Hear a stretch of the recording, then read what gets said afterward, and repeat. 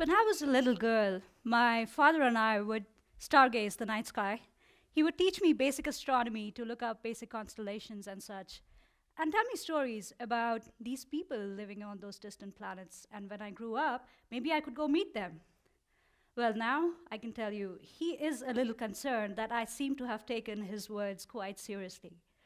Hello, everyone. My name is Afshin Khan. I'm a budding astrobiologist, and I'm one of those people who believes that if you don't find the aliens, become the aliens. Become the aliens for Mars. So, what do we do when we get to Mars?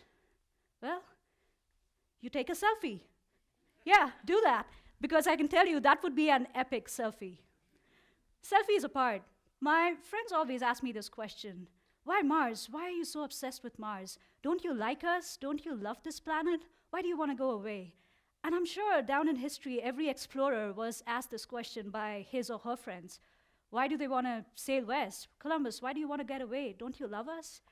Well, the answer to that question was and is still the same.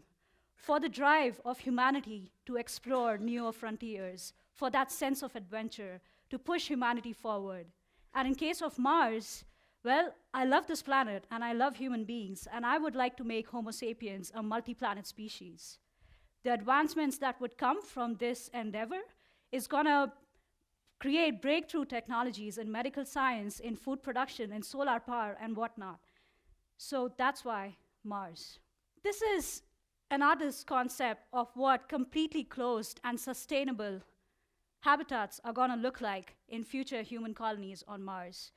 They are quite like the interconnected domes that you see on the International Space Station, with their water recycling, their smart energy grids, and the greenhouses.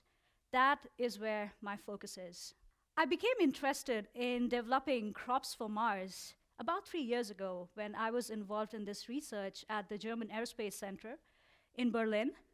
We tested lichens from Antarctica, Plepsodium chlorophanum, in a Martian simulation chamber under simulated Martian conditions and a soil mix that we believe to be the composition of Martian soil.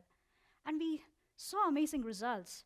These lichens adapted to niche Martian conditions and were photosynthesizing, which got me thinking that the first step towards making any planet remotely habitable for humans is to grow plants there, because plants oxygenate our environment. Plants are really good at doing that, and Mars does not have enough oxygen. So if you're going to send human beings there, it's really important that you start to grow plants. You start with the greenhouses enclosed with crops. But for crops on Mars, we may have to rethink a lot of aspects, because Mars doesn't have the same conditions as we have here on Earth. So some of the things that I have set out to explore is to how to develop crops in nutrient-deficient soil, in scarcity of water, and other essentials that we need to grow viable crops. Of course, this involves a lot of experimentation with plants and seeds on the International Space Station, which has been going on for quite some time.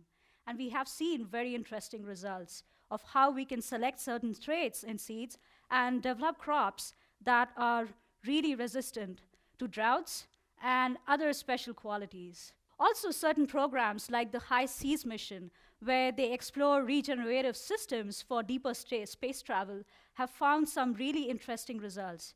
They found recently that growing plants not only has its benefits in terms of nutrition, but it also is helpful to keep astronauts that are living in enclosed spaces for long periods of time stress-free and free from depression. So that's really cool.